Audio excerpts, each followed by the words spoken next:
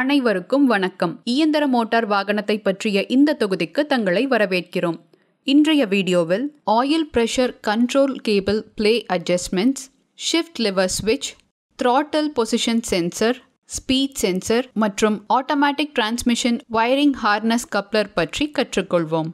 இந்த வீடியோவின் முடிவில் ஆயில் பிரஷர் கண்ட்ரோல் கேபிள் பிளேவை சரி செய்யவும், ஷிஃப்ட் லிவர் ஸ்விட்சை ஆய்வு செய்யவும், த்ராட்டில் பொசிஷன் சென்சர் மற்றும் ஸ்பீட் சென்சரை சோதிக்கவும், ஆட்டோமேட்டிக் டிரான்ஸ்மிஷன் வயரிங் ஹார்னஸ் கப்ளரை சோதிக்கவும் உங்களால் முடியும்.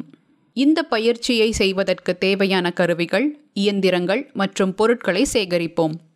ட்ரெய்னீஸ் டூல் கிட் ஒரு set, box spanner set 1, Allen key set 1, torque wrench 1, multimeter 1, 12 volt battery 1, light motor வாகனம் 1, கிளீனிங் ட்ரே 1, லூப்ரிகண்ட் தேவைக்கேற்ப, பனியன் துணி தேவைக்கேற்ப.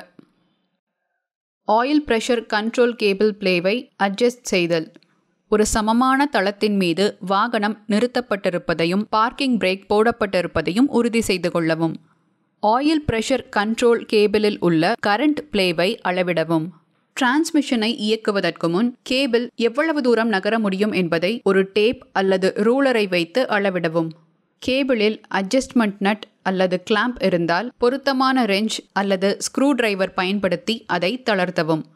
கேபிளின் நீளத்தை அட்ஜஸ்ட் செய்ய இது உதவும். அதை செய்த பிறகு வாகனத்தை ஸ்டார்ட் செய்து டிரான்ஸ்மிஷன் ஆபரேஷனை சோதிக்கவும். கியர்களை மாற்றி அது தடையின்றி நகர்கிறதா என்பதை உறுதி செய்து கொண்டு ஏதாவது வித்தியாசமான சத்தம் வருகிறதா என்பதை கவனிக்கவும். டிரான்ஸ்மிஷன் ஆபரேஷன் சரியாக இல்லை என்றால் கேபிள் அட்ஜஸ்ட்மெண்ட்டை சரி செய்யவும்.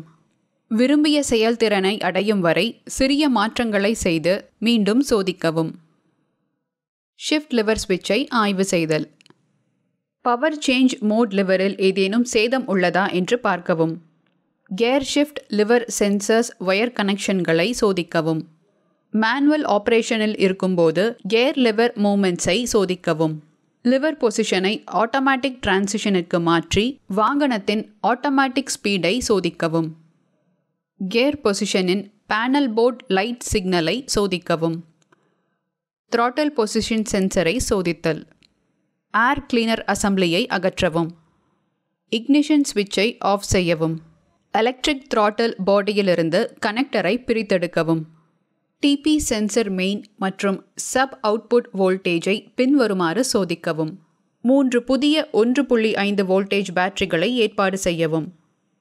வோல்ட் மீட்டர் மற்றும் பேட்டரியை டிபி சென்சருடன் இணைக்கவும். ஒரு விரலை கொண்டு த்ராட்டில் வால்வ் திறந்து மூடப்படும் போது த்ராட்டில் ஓப்பனிங் ஆங்கிளை பொறுத்து வோல்டேஜ் மாறுகிறதா என்பதை சோதிக்கவும். அதில் ரீடிங் இல்லை என்றாலோ அல்லது ரீடிங் திடீரென்று மாறுபட்டாலோ சென்சர் மாற்றப்பட வேண்டும். இதனை சோதித்து பார்க்கும்போது ஆம்பியன்ட் டெம்பரேச்சர் 5 டிகிரி செல்சியஸிற்கு மிகாமல் இருக்க வேண்டும்.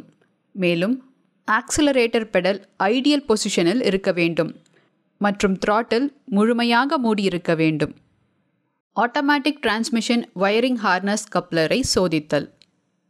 வயரிங் ஹார்னஸ் கப்ளரின் கண்டினியூட்டியை மல்டிமீட்டர் கொண்டு சோதிக்கவும். கப்ளிங் பாயிண்ட்ஸ் மற்றும் ஆட்டோமேட்டிக் டிரான்ஸ்மிஷன் கண்ட்ரோல் சாலினாய்டை சோதிக்கவும்.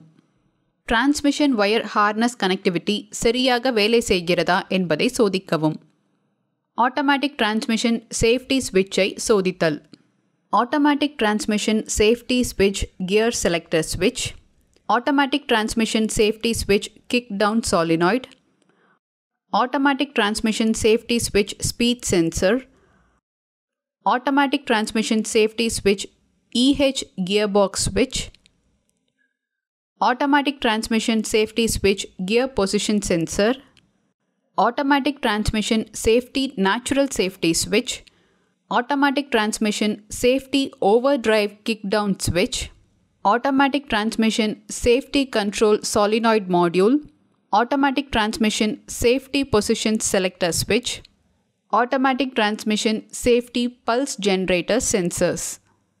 இந்த வீடியோவில் ஆயில் பிரஷர் கண்ட்ரோல் கேபிள் பிளேவை சரி செய்யவும், ஆயில் பிரஷர் கண்ட்ரோல் கேபிள் பிளேவை அட்ஜஸ்ட் செய்யவும், ஷிஃப்ட் லிவர் ஸ்விட்சை ஆய்வு செய்யவும், throttle பொசிஷன் சென்சர் மற்றும் ஸ்பீட் சென்சரை சோதிக்கவும் மற்றும் ஆட்டோமேட்டிக் டிரான்ஸ்மிஷன் வயரிங் ஹார்னஸ் கப்ளரை சோதிக்கவும் கற்றுக்கொண்டோம். இந்த பதிவை பற்றி உங்களுக்கு தெளிவான புரிதல் இருக்கும் என்று நம்புகிறேன். அனைவருக்கும் நன்றி. அடுத்த வீடியோவில் சந்திப்போம்.